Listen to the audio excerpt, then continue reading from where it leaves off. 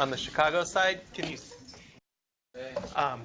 So I'd like to introduce Karen Schmidt. She's the HR business partner for Office for Research, and she's going to be going over changes to the way that performance excellence works, some of the nuts and bolts of it, and goal settings and things like that.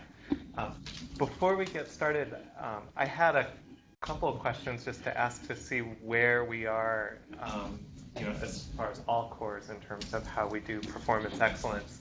I know if you're in a staff appointment that you've gone through this process before with the paper forms.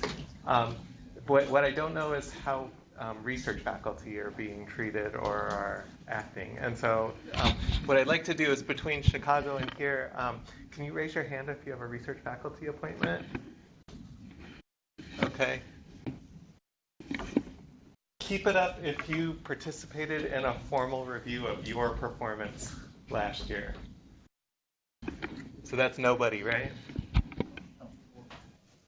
The one down there? Okay. Now, did you perform a review of a subordinate in the last year? A subordinate that's a research faculty or any subordinate? Any subordinate. Okay. Okay, so what's going to end up happening, if I understand things correctly, is as you go through the process this year, if you have a subordinate, you should be in performance excellence on the website through My HR Learn, and all of this should work. Yeah. If you don't have a subordinate, I would encourage you to go through the review process anyway. So I think there's a lot of value in both knowing what your boss is interested in having you do and making sure that your boss recognizes what you do.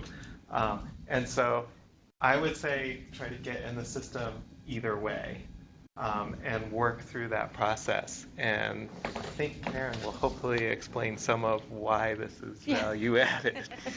Okay, so now we turn off the right projector. One more time. I'm just going to turn up their volume. Okay. And Great. Karen has the floor. Thank you, Andy. As Andy mentioned, I'm the Human Resources Business Partner to the Office of Research. I support various units and schools across the university on the human resources end. I actually work in the Office of Human Resources. So for the Office of Research, I do partner quite a bit with Claire Landis and Beth Abbott, who manage Office of Research HR administration. I also work really closely with any managers across the board. If you have any questions or concerns regarding employees or those who are staff direct reports, you're welcome to reach out to me anytime. But today, as Andy mentioned, we're going to talk about performance excellence and what's changing this year. The university is in a transition right now. From my understanding, I've been here for about a year and a half, but performance excellence has had some different reiterations over the years. And this year, we're looking to bring the whole university into this new process. And the most recent form that folks have been using has been around, it's taken about 10 years to get the entire university on that one, and we're trying to do it all in 1 year. So there's going to be some technical hiccups here and there during the transition, so we just ask you to have patience with us, but we'll definitely do everything we can to get you on board. So today what I wanted to talk about is just an overview of what performance excellence is, what the goals of it are, as well as what's changed. So those of you who may have been familiar with the previous form that we've utilized that has been upgraded, we do manage the process online now. So I'll talk to you a little bit about what's changed, and then as of right now, we're sort of at that goal setting stage, and I can talk to you a little bit more about kind of what we're thinking in terms of, why goal setting is important, how we set goals, and where we are. But given that it is the middle of the year, the reality is if you do set goals with your direct reports, you may have already done that. And so we can talk to you about how that can fit into the transition as well. Or if you haven't, that's fine too. This is an opportunity to do that. So this graphic, it shows the three major components of performance excellence. We have setting goals, enhancing performance, and then reviewing the results. And the way that I prefer to describe this is when it comes to setting goals and reviewing results, those are the two anchors of performance excellence. At the beginning of the performance year, you sit down with your direct reports, you talk about what's expected of them in the upcoming year, what you would like to see from them. Together, the two of you set some goals. So that way you're both aligned on the expectations. It's also important that your direct reports understand what the goals of your team are, what your goals are, so that way they can think about their position and how it can have an impact on those goals as they're setting their own as well. And then, of course, at the very end of the performance year is when you sit down and have that conversation, a rating is assigned, and you talk through, what you would like to see in the upcoming year. The majority of performance management, performance excellence, occurs in between those two stages, and that's the enhancing performance piece. And that's really what the focus is of performance excellence. It's sitting down with people who report to you, making sure that you're both on the same page, and not just, your day-to-day tasks and things that need to get done, but also looking at the greater strategic mission of the work that you're doing and ensuring that you're both aligned. So it's that opportunity to talk about, what you'd like to see them keep doing throughout the year. If someone's done something particularly exceptional, making sure that they know that, so that way they know to keep providing that kind of support. In addition, if there's an area where development could be where you would like to see some development in that person, you're having a conversation about that too, and talking about how you can help support them get to where they need to be in terms of completing their job tasks appropriately. So in terms of what's changed, I already mentioned the focus is really on enhancing performance. It's on coaching and feedback throughout the year. And this can look different ways for different managers based on what works for you. Some managers like to have a standing one-on-one meeting with their staff, whether it's weekly, bi-weekly, even monthly, if that's the only thing that works, just where you have an opportunity to sit down, talk through, what they're working on, make sure that you have that opportunity to communicate what you need to see from them. And then at least quarterly, kind of taking a step back and looking at the goals and making sure that everything's aligned appropriately and that nothing needs to be calibrated. So the focus is really on the ongoing conversation piece. And then the user experience is a lot different actually in terms of what's expected of you when it comes to actually putting together a performance review. What I noticed coming in, I came from higher ed in the airline industry prior to that, but we have a very administratively intense performance review form. Those of you who have filled it out, it's very lengthy. It requires you to rate the staff member on a lot of different components, such as behaviors, each one of their goals, and then a final rating at the end. And we really want to simplify that and change it. And so I'll talk to you in a little bit more detail about what the new online platform will be like. And then in terms of goals, what we found across the university is that managers and employees were setting anywhere from 6 to 10 and sometimes even more goals. And a lot of times they were just reiterations of the person's job expectations, their job description essentially. And we'd really like to take a step back from that because completing one's job it's the baseline ticket to good performance. That goes without saying that's an expectation. The goals are really opportunities to think about how they can contribute at the next level. What kind of impact can they make in their role, whether it be for their own career development in a way that supports your team, or also just helping the team meet their goals in general. And so rather than having that long list of goals, we'd really like you just to focus on 2 to 4 goals with your direct reports. And we'll talk about that framework and the purpose of that.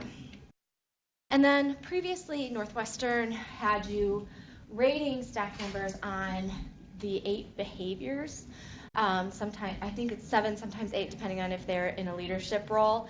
And so each person was rated on each single behavior and how they exemplified that.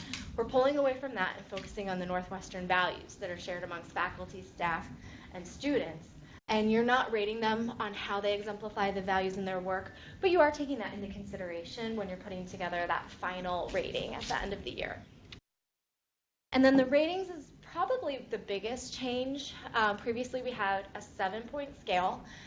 We found that was being utilized in different ways across the university. And also, even with 7, which is relatively high if you compare it to other institutions, people were still getting rated in the middle there. You know, you had your 5.2s and your, 6.4s and that kind of thing. And so what we've transitioned to is a 5-level, more descriptive rating scale. And I'll talk through what that looks like as well.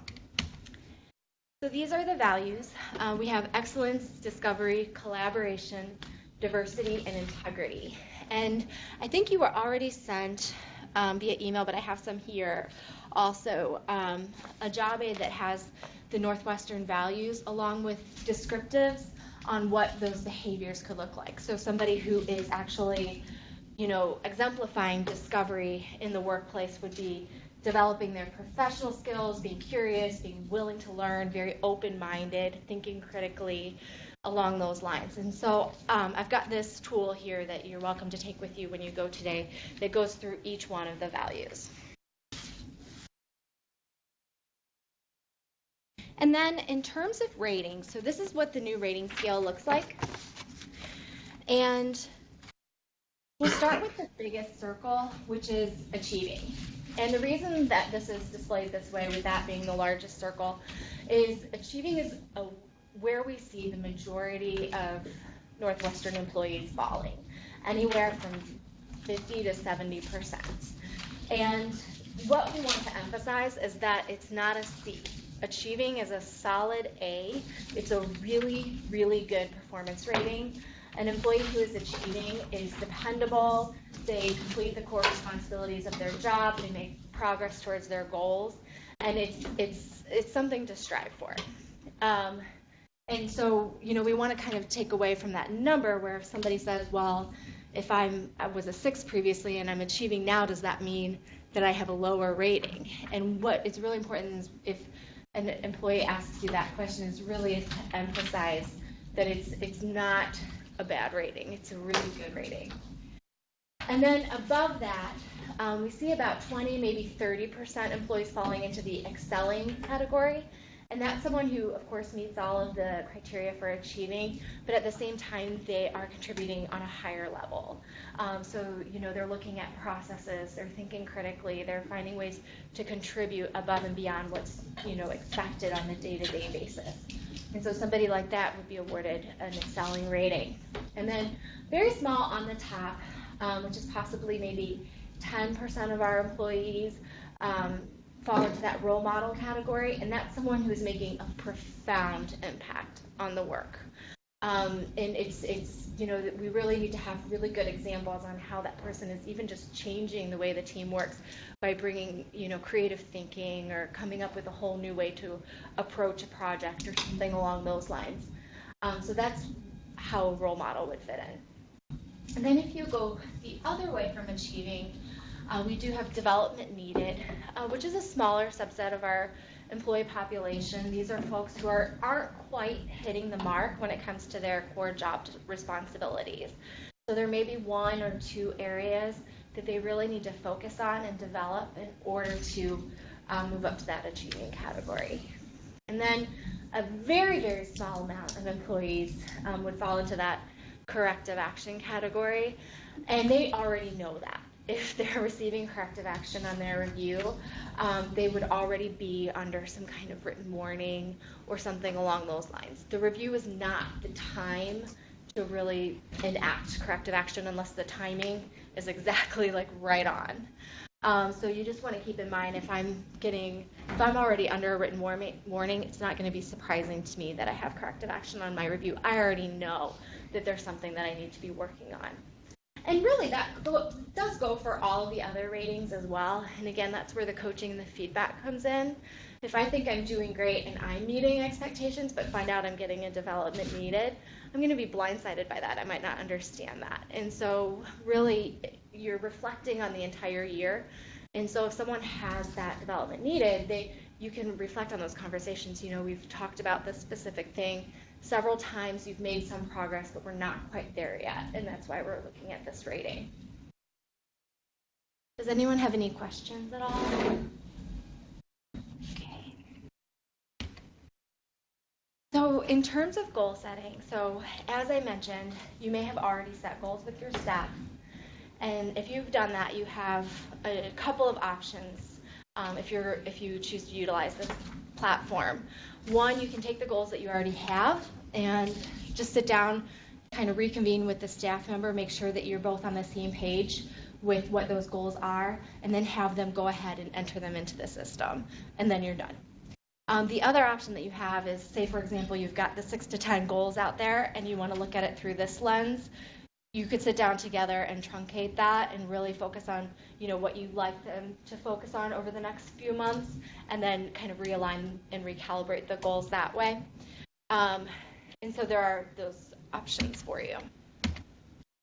So the purpose for setting goals is to, first of all, ensure that our efforts, or those who report to you, efforts are aligned with what you need them to be. So in terms of what your project is or the work that you do, that if you have specific goals that you need to meet, that they know what those goals are, and they're basing their individual goals on the greater good of the organization itself. So it's making sure that you're both aligned and your priorities are both the same. Secondly, it's as I just said, have a shared understanding of the priorities. And then finally, of course, it's that development opportunity for someone to get to the next level in their career, but at the same time be supporting the organization as well. And so this slide, it's really small, it's difficult to look at, but different managers take different approaches to setting goals. There's no prescribed way to do it, but I can talk you through what the options are. First of all, some managers choose to just set goals for the direct reports. Say someone who reports to you has a couple areas that you really need to focus on, whether it be the priorities of what your work is, or perhaps they have development opportunities. You can go ahead and set a couple of goals for them. It's just really important that you sit down and talk to them so that they fully understand, they have an opportunity to ask questions and perhaps provide some input on those goals. Some managers like to first present the priorities of the organization, the goals of the organization first to the employees, and then give them an opportunity to take a stab at drafting 2 to 4 goals based on that and based on how their role can contribute to those. And then the two of you can talk together, tweak as necessary, and finalize.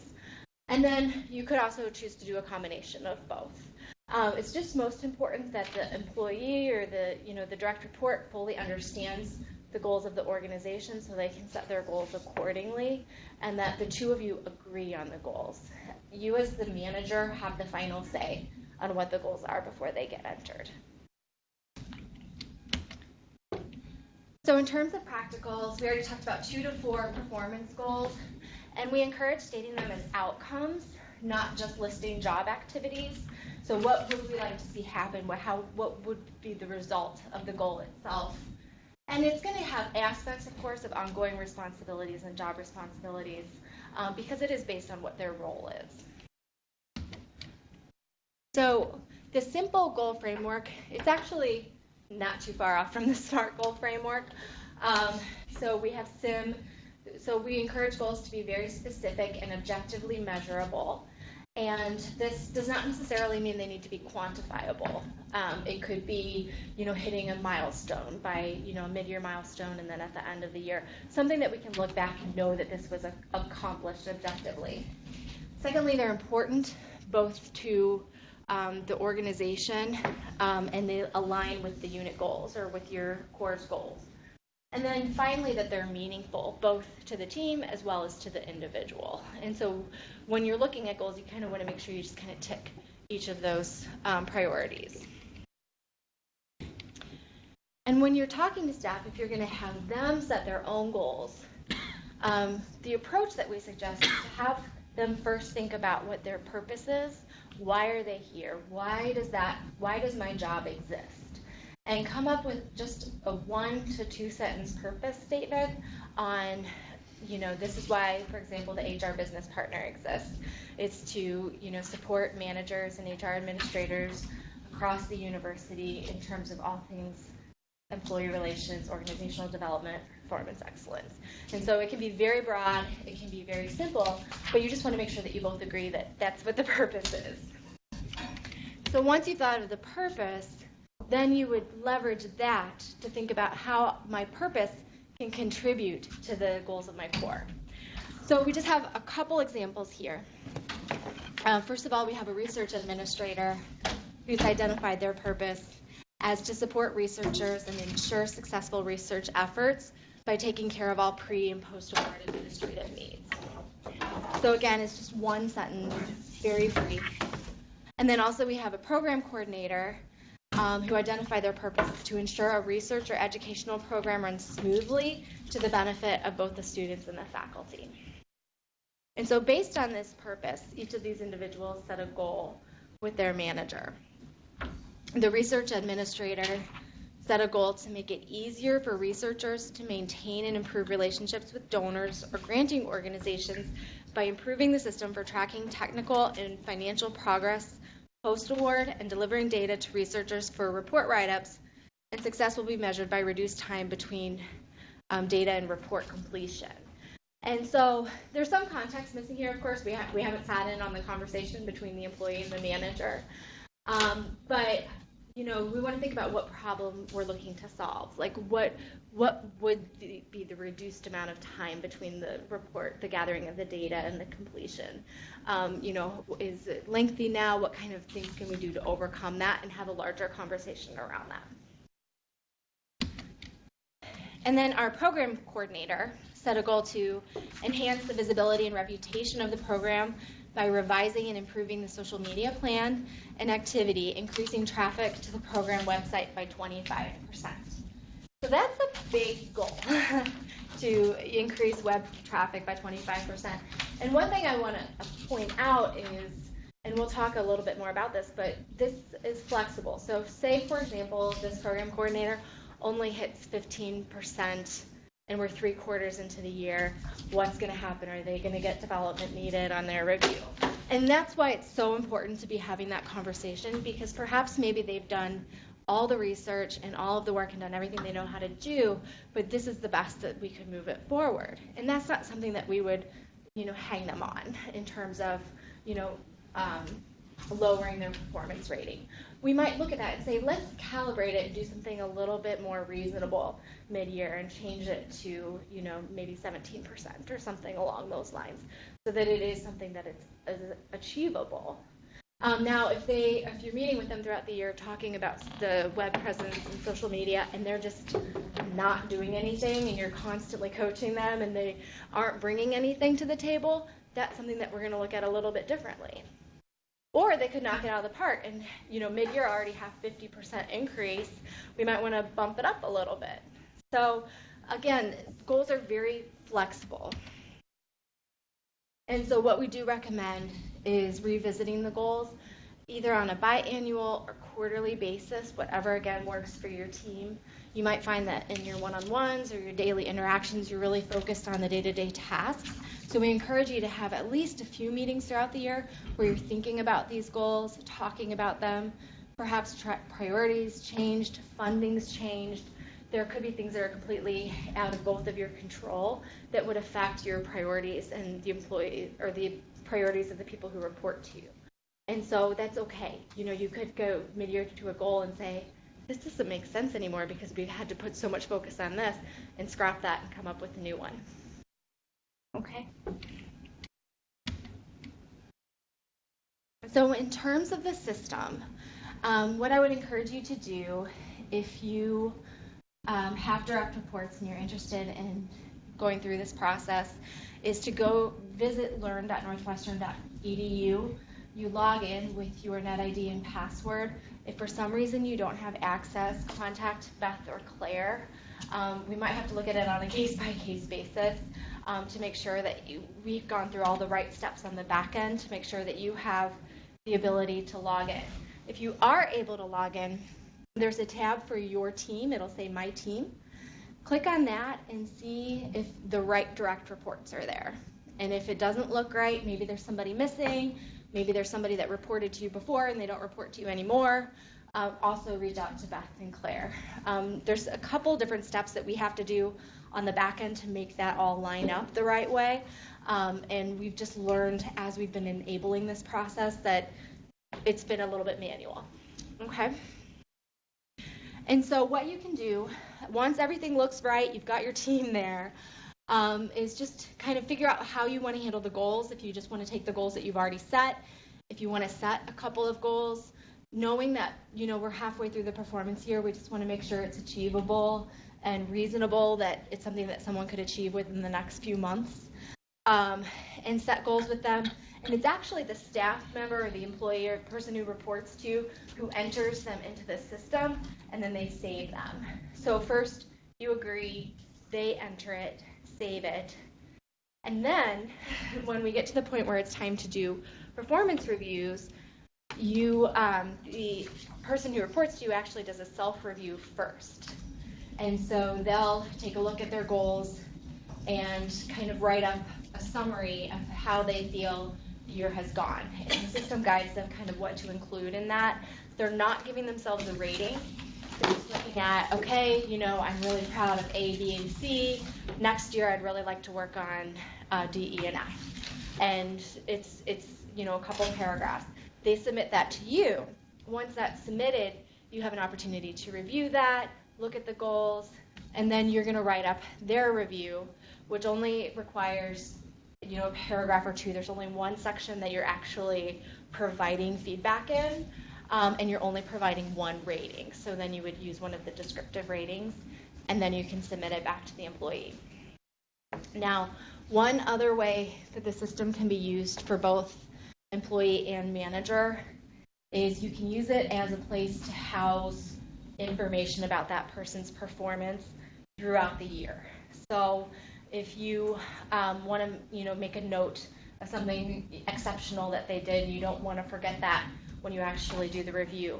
Or maybe you're having some challenges and you're finding yourself having to coach them on the same area over and over again, and you want to make sure that you keep that in mind at the end of the year. Maybe you've received feedback about how wonderful someone's done, and you want to make sure you save that.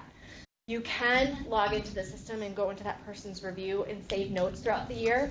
They're not going to see anything until you submit it. And so you're going to look at all this data that you've saved. You know, you might erase your notes, put in the actual review, and then submit it to them. And people who are being reviewed can do the same thing for themselves. If I receive a commendation that I'm really proud of, or, you know, something that I just want to make sure I keep in mind when I do my self-review, I can save stuff in my review that managers can't see until I finalize it and submit it at the end of the year. That's totally optional. Some people already have a system for that. You might have a drop file for each of your direct reports where you kind of keep those notes and print out those emails and all that stuff that you want to remember throughout the year. And you can totally do that. So it's whatever really works best for you. Okay? And then I have one more job aid that talks more detail about the ratings and the definitions, and I think we also sent out a getting started guide ahead of time. But there's a lot more information for you at perform.northwestern.edu. There are resources that are specifically for supervisors and resources that are for employees. So there's job aids for goal setting, there's webinars for actually technical use of the system itself, there's step-by-step processes of how to log in, how to do a review, there's job aids on coaching and feedback, so a lot of that's available to you online. And that's all. Does anyone have any questions? Yes. Well, if nobody has a question about this particular process, the performance evaluation process, can you speak at all to what we just were notified about in terms of the new university staff position management strategy? I wish I could. Actually, my team is having a meeting as we speak. So unfortunately, I don't know any more than anyone else does in this room as of yet. So sorry about that. So in your end of year review, Yes. are you also commenting on performance of duties in the job description, or are you focusing more on Oh, that's a great question. Yeah, you're focusing on how you do your job altogether. So yes, how you complete your job description is the most important piece. Then of course we have the values and the goals. But yes, absolutely. So and the system kind of guides you through that, you know, in terms of what you would be thinking about in the information that you're providing, both for yourself and for your direct reports. It's a good question. So in the past, I was being told that if your staff subordinate reporting to you having a research track, which is not staff, you don't have to do the performance review. Is it changing now so that you do it for everybody? So my understanding is that it's not being required Okay. for people who aren't on staff appointments. Okay. But if it's something that you want to do as an opportunity to kind of utilize coaching and feedback and enabling that process, it's an option for you. Good idea. Okay. Yeah. Thank you. Just shine a bright light in your eyes. Are there any questions from Chicago? Yeah, I have Josh? a question. So it's kind of exposing my ignorance kind of question, but who do we define as direct reports? Because I sort of have in my facility research faculty, non-exempt staff, exempt staff, temporary workers, and work-study students. So who in those 5 categories would I put into this system? So if the non-exempt staff and the exempt staff report directly to you, then Yep. they definitely should be listed in the system. Yep. Student, like work study, we generally don't use this system for. It doesn't mean, I don't know if they, you know, that's a really good question. I don't know if they even would have access to a review in the system. What about But that doesn't research mean that you faculty? can't. I'm sorry? What about the research faculty? So that is, we'll have to look into that specifically in terms of research faculty. So I don't know if so I'm a research faculty. Both of my bosses have demanded that I be in the system. Okay. So you can put someone who's a research Okay. faculty into the system and have them go through the rating process. Perfect. But as of now, there's not an outside driver to make it happen. So within your individual organizations, you have to decide, you know, how do you want to do performance review? I guess that's not exactly, I mean, yes, but that's not exactly the same thing as what I'm asking, because I guess the question is, would they even be directly reporting to me, because technically they are research faculty, so technically their department chair is the person that should be assessing them? Or because I'm the director of the facility that they work in, is it me? Well, so not knowing how you do renewals, I would say that if you're providing a recommendation at the time of renewal, then they report up through you. If the renewal is being handled, you know, completely outside of what you do, then there needs to be some feedback there. And I know in Feinberg you're on annual appointments, so there is some regular feedback. It might be sudden and towards the end, whereas Not that anyone ever sees. Okay, so you get Theoretically. an up or down, right? Which is kind of stressful. In Evanston, you can be on a 3-year appointment. If you don't talk to anyone for 3 years and 2 weeks before your appointment's up, you know, you get a sheet of paper. That's pretty non-ideal, I would say.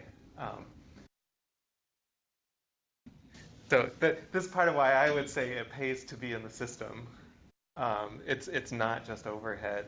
Yeah. Right, especially if you're working on a lot of different things and you're not sure the people who work on your renewal understand them or know them, you're at a disadvantage in that situation. Yeah, I think if there's any ambiguity in regards to, from a performance perspective, I think it would need to be looked at on a case-by-case basis to determine if it's, you know, that department's chair or you. We might need to kind of look into that a little bit more. one question? Yes. So it looks like what is different from before is number of goals. So before there were many number of goals, now we're reducing it to 2 to 4. And the other thing is the scale from 0 to 5. So we are making that means goals more general. Before, when you make so many, they're more specific that, you're trying to achieve those. So is that the idea to make, basically combining many goals into one? So I would say it's not necessarily to make them more general, but to be more focused on the impact and the outcome of that. And so yes, you could combine a couple of goals. What we just want to get away from is listing, the components of somebody's core job responsibility as part of their goals. I mean, anything that's within, for example, my job description, I'm expected to do, and I'm expected to do it well. On top of that, how I can contribute to the team goals and, leverage my role is what we're kind of looking at in terms of that. And so if that means that we're combining some goals, we absolutely can do that. If you, find that there's some 5 really important priorities, you can set more than 4 goals. That is fine. A question from Chicago? Yeah. So my question is rather conceptual, and I would like to have your advice or suggestions on this dilemma. Okay. I've been doing the performance excellency with 2 type of staff. One is the senior techs, and the other one is the junior. So they draw two different profiles.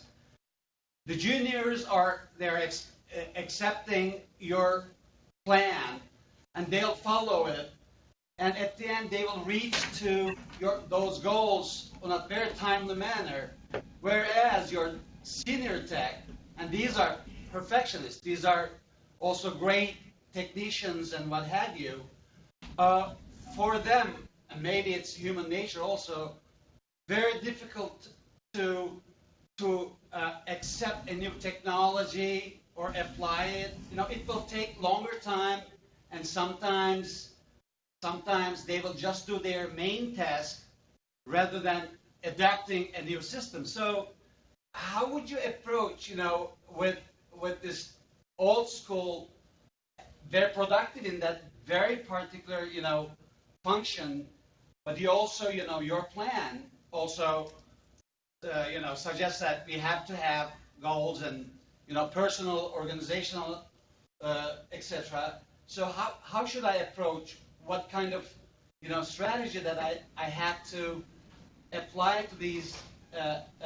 technicians that they've been here for more than 15 years? Yeah, that's a really good question.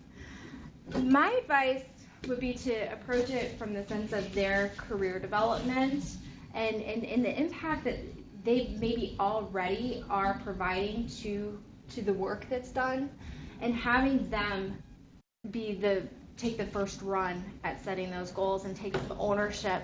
You talk to them about what the priorities are, and they think through how they've contributed above and beyond and how they would like to continue contributing moving forward.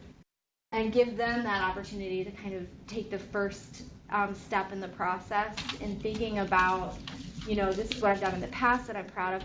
We're really just articulating that, right? And so if there are certain things that you would love to see them keep doing or even enhance, maybe suggest that to them in terms of, what you would like to see in terms of a goal from them.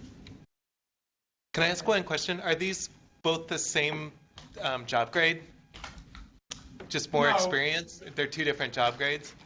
Yes, they are 2 different job grades.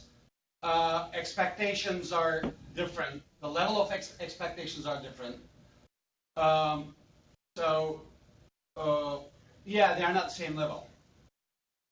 But still the improvement, the goal is there. You want to see something, something new, should add up in terms of education, in terms of application,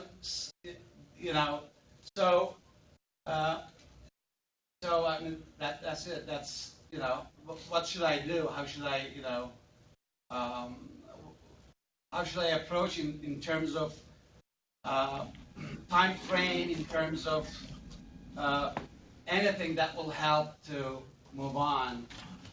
I'm not expecting drastic change in two months or 4 months, but conceptually they will accept something that they wanna adopt something new, learn something new, and apply in addition to their main functionalities. Yeah. Are you looking for ways to establish the value of goal setting in general on top of all of the other work that they do? I mean, so what I have in mind is, eventually I will bring this up and talk to them in terms of this new infrastructure that you guys proposed, and I think the evaluation will be, hey, look, want to see some progress in those goals, as you suggested, take little steps and see if I can see some change at the end of the year that will have an impact on our core goals. I mean, Exactly. because everything is fine. That's main task is great. These are perfections, as I said. But then each year we start setting the big goals. We wanna do this, do that, and they have to play a part in those goals. They have Exactly. to. And then how do I, I have to make sure that I think, hey, look, this is important for us all together. So let's see some contribution, and I'll be there. I'll feed you type of idea that I have in mind. I have a kind of a comment or question in relation to that. Does that tend to be related to the follow-up and having meetings together throughout the year, and you as a manager being able to help to direct them how to achieve that? Like, if it's workshops, if it's some organizational Linda class you could take, or if it's some way that, though, as a manager, you want to meet with them, it's kind of reminding them what they want, but also what you bring to the table as a manager is tools for them. Exactly. And Yeah. then if they don't use those tools, that's when you're kind of looking at that scale saying, we've talked about this, do you not like this style of learning? Do you not like this? Or why finding problems? And then you might start to find out what the underlying issue is. Yeah. Kind of where this is supposed to be an ongoing, and I feel Exactly. like we kind of get into that rut where it's more like an annual review rather than a developmental relationship between the two. You understand what your employees want, Right. or your staff want. Exactly. That's right. So you have core goals and you communicate that to the team, and you could talk about why those core goals exist. And it's important that they understand, the thought process behind why this goal is created. It's so elementary, but in truth, setting goals gets better results than not setting goals. And that's why we do it. So first, we want to make sure that people understand the larger goals. And then, in order to achieve those goals, like you said, they absolutely need to know how they can contribute to that. And they need to set goals specifically around that. And if they're, consistently not striving throughout the year or communicating, and you're, wondering where they are in terms of process, and you're not getting feedback, and you've tried different approaches, and, they're just focused on their core job responsibilities, and they are disregarding the goals, and at that point is when we would, take that into consideration when looking at a rating.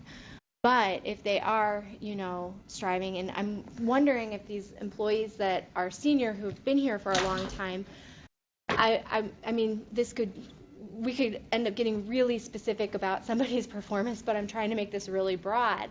I mean, what I'm imagining is we've got two scenarios. One, we've got someone who is an excellent performer. They've been here for 15 years. They knock out their core job duties wonderfully. And perhaps they are bringing more to the table every year, but they're just not getting really any, credit for it. So this is that opportunity to kind of set some goals around, how they are already taking it above and beyond. And then that way they're getting that feedback and hearing, getting those accolades and hearing, how well it is and getting that motivation to keep going and keep doing it. Now, if you have got an employee who's been here for 10, 15 years, and it's the other direction where they're kind of barely meeting the mark, they prefer to do the bare minimum, they're not interested in hitting goals, they're not contributing with helping the core, get to the next step. And that feedback is so important at that point too, that they know that, there's more expected than the bare minimum at this point. Does that help? Yeah. Thank you. To feedback, I'm finding myself often in a situation where I want to give usually positive feedback to an employee who's not my employee or underling. And I know there's the employee of the process and so on, and I thank people right there. Sometimes I give them a little present. Yeah. I'm wondering, is there any thinking of sort of a formal process that, like, if you feel like someone did a great job and he's not your underling and he may not be in your unit, like I have had great experiences with the people at the loading dock and so on. Is there any place where I can put that? I would talk to them and find out who their manager is and make sure to let their manager know how they influenced, and positively influenced the work that you do, and that you had an excellent experience with that. Obviously, that's sort of the informal process that any thinking individual does. Now that you are implementing sort of a more centralized system, is there any thinking of sort of adding something? Being able to add like tidbits for. Unfortunately, we don't have anything like that in place currently. No real. I'm just. It's not. It's more maybe a comment than a question. So. Yeah, that's a good. Yeah. In the outside world, when I was working for Honeywell a few years ago, they had something called the Bravo system, where if the guys at the dock helped bring in an instrument, on a tight schedule, under difficult circumstances, you could send them a $50 reward or something like that. Wow. And I think that's the type of thing that Dieter's asking about. Oh yeah, I think $50 is Yeah, we'd all like $50. No, but they had those, or they had things, if someone got a patent, they would get a $1,000 reward, or if they got a trade secret, it would be a different amount. But there were things like that within a broader R&D community that they had, so that if someone went over and above. But I think, just like you said, sending an email to their boss or their boss's boss always does. That always makes a huge I've done impact. that for those guys at the dock. Oh yeah, that's great. Yeah, oh my God, that's what's like life-saving. And I think we've just got we're just starting the nomination process for Employee of the Year. So if somebody's made a consistent impact on work, then you can always nominate them for that as well. If you're seeing, constant great service. I mean, employee of the year is something very different, because if the employee does not get the award, right? But the nomination is people know when they're nominated, they get invited to a luncheon, and it's an honor. Yeah. But go ahead. No, Tracy brought up the fact that there's also the Service Excellence thank you. Award that you can do any time during the year, and you can nominate somebody for multiple times, and they get invited then to, I think it's a quarterly lunch. That's right, yeah. President Shapiro also attends, and then sometimes they select a few employees for whom they'll read what the nomination form said. And then the supervisor is notified that the person's been recommended for one. What's it called? It's called the Service Excellence Award. The Service Excellence Award. Yeah, it's the first I've heard of it. Yeah. You can do that, you can initiate that any time during the year. And it's not even like Employee of the Year, where there's a review process and someone's selected. You nominate them, or you complete the form and submit it, they get the acknowledgement. If I type Service Excellence Award into the Nordhausen webpage, something will pop up. Yep. Thank you. Does anybody else have any other thoughts or questions? Well, thank you so much for taking the time today. If you have any questions, you're welcome to reach out to me. We'll make sure that my contact information gets to everyone, and by all means, yeah. And if you don't see your team, definitely reach out to ORHR, and I'll work with them, and we can make that happen too. Thank you all.